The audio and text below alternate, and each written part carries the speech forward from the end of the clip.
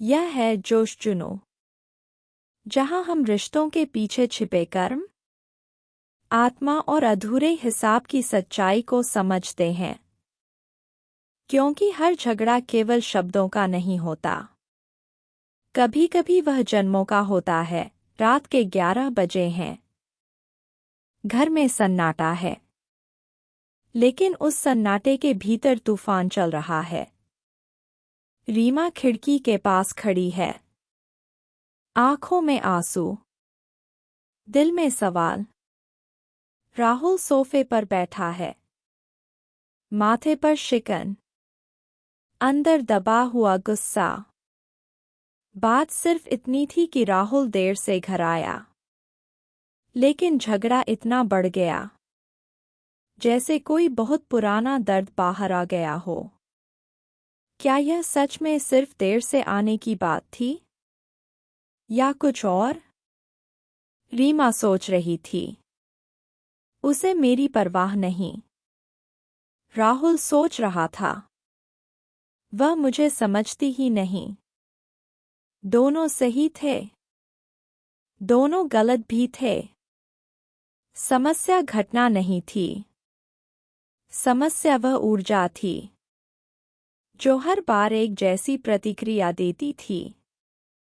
आपने गौर किया होगा, कुछ पति पत्नी हर छोटी बात पर भड़क जाते हैं, मानो सामने वाला वही व्यक्ति हो जिसने कभी गहरा घाव दिया था। कभी कभी ऐसा क्यों लगता है कि यह रिश्ता नया नहीं, बहुत पुराना है। सनातन दर्शन में कहा गया है, आत्मा केवल शरीर बदलती है। जैसा कि भगवद गीता में कहा गया है, आत्मा न जन्म लेती है न मरती है, वह केवल एक देह छोड़ दूसरी धारण करती है।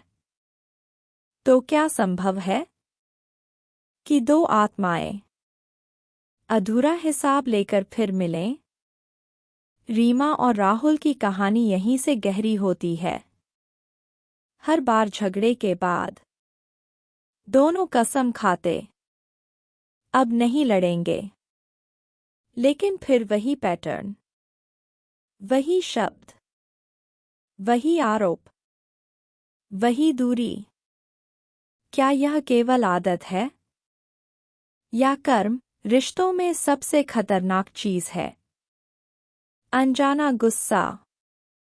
आप सामने वाले पर चिल्ला रहे होते हैं, लेकिन असल में प्रतिक्रिया किसी और समय की होती है। शायद बचपन का अपमान, शायद पिछले रिश्ते का दर्द, शायद पिछले जन्म का अधूरा अनुभव। कर्म सिद्धांत कहता है, हर क्रिया एक ऊर्जा बनाती है, और वह ऊर्जा संतुलन चाहती है। अगर पिछले जन्म में किसी ने सम्मान छीना हो, तो आत्मा सम्मान पाने के लिए फिर मिल सकती है। लेकिन समस्या यह है, आत्मा जानती है, मन नहीं जानता। इसलिए झगड़ा समझ के बिना होता है, और यही से जन्म लेता है बार बार होने वाला संघर्ष। कर्म को अक्सर लोग डर से जोड़ते हैं, लेकिन कर्म सजा नहीं है, कर्म संतुलन है। सनातन परंपरा में 3 प्रकार के कर्म बताए गए हैं, संचित, प्रारब्ध और क्रियमाण। विवाह अक्सर प्रारब्ध से जुड़ा होता है, जिसे इस जन्म में भोगना तय है। कल्पना कीजिए, यदि पिछले जन्म में राहुल ने रीमा को ठुकराया हो, यदि रीमा ने अपमान सहा हो, यदि क्षमा अधूरी रह गई हो, तो क्या होगा? ऊर्जा अधूरी रहेगी, और ऊर्जा हमेशा पूर्णता चाहती है। इसलिए आत्माएं दोबारा मिल सकती हैं, लेकिन इस बार भूमिकाएं बदल सकती हैं। जो पहले शक्तिशाली था, अब कमजोर हो सकता है।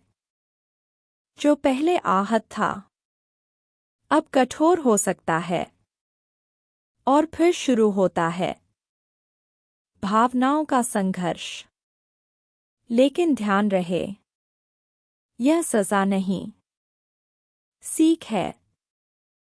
विवाह केवल सामाजिक अनुबंध नहीं है, यह आत्मा का विद्यालय है, जहां अहंकार टूटता है, जहां धैर्य सीखा जाता है, जहां क्षमा सबसे बड़ा हथियार बनती है।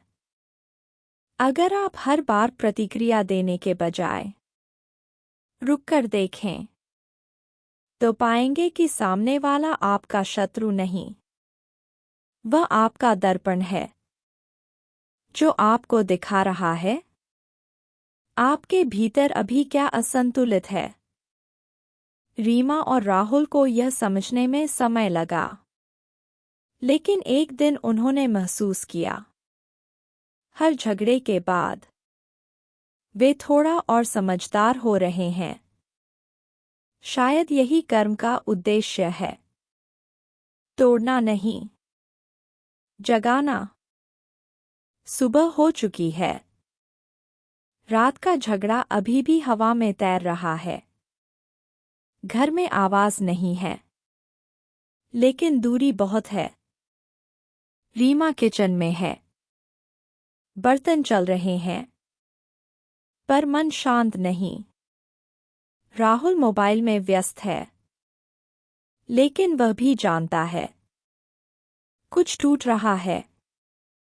अब यहाँ एक बड़ा प्रश्न खड़ा होता है, क्या हर झगड़ा सच में पिछले जन्म का हिसाब होता है? सच यह है, नहीं। कई बार समस्या आध्यात्मिक नहीं, मानसिक होती है। कभी-कभी हम अपने साथी से वह उम्मीद करने लगते हैं जो उसने कभी वादा ही नहीं किया। हम फिल्मों से प्रेम सीखते हैं, सोशल मीडिया से तुलना करते हैं, और फिर वास्तविक इंसान से पूर्णता की उम्मीद करते हैं। यही से शुरू होता है अहंकार। अहंकार हमेशा कहता है, मैं सही हूं। लेकिन रिश्ता तब बचता है जब कोई एक कहे, चलो समझते हैं।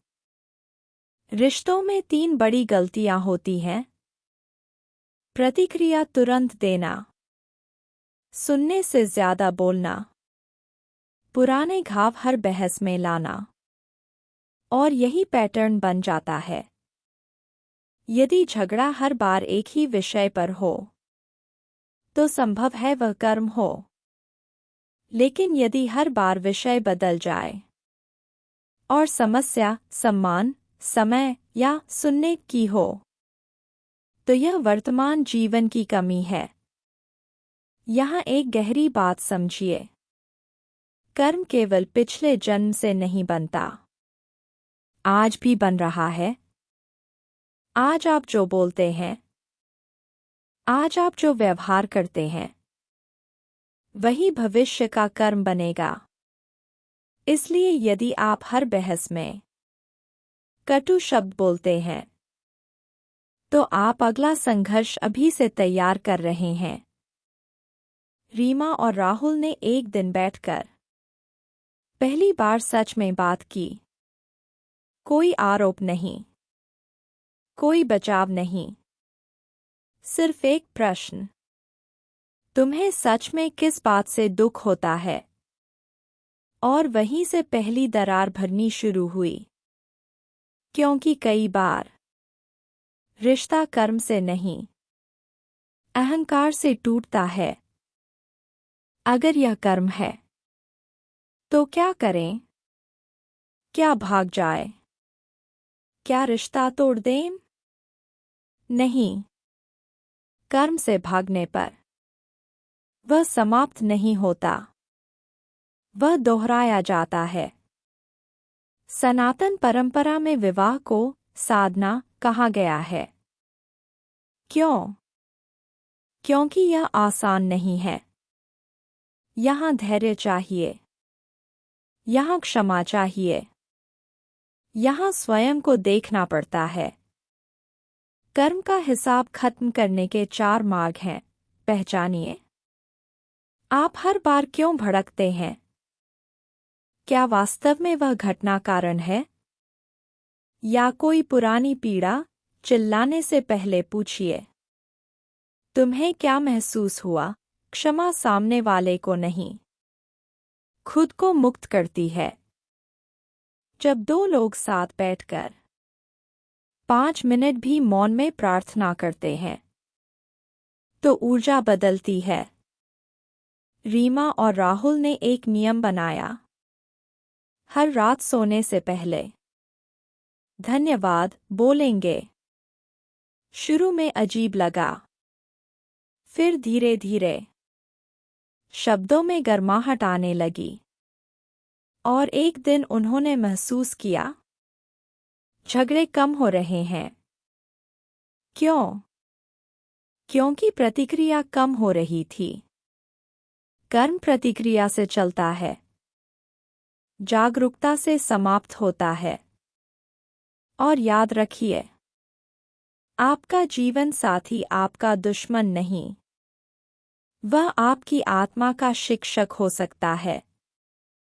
शायद पिछले जन्म का अधूरा पाठ अब पूरा हो रहा है। शायद यह रिश्ता सजा नहीं, मुक्ति का अवसर है। अगर आज आपने अपने रिश्ते को एक नए दृष्टिकोण से देखा तो यह कहानी सफल है। शेयर कीजिए, क्योंकि शायद कोई और भी अपने कर्म को समझने की राह पर हो। यह था जोश चुनो।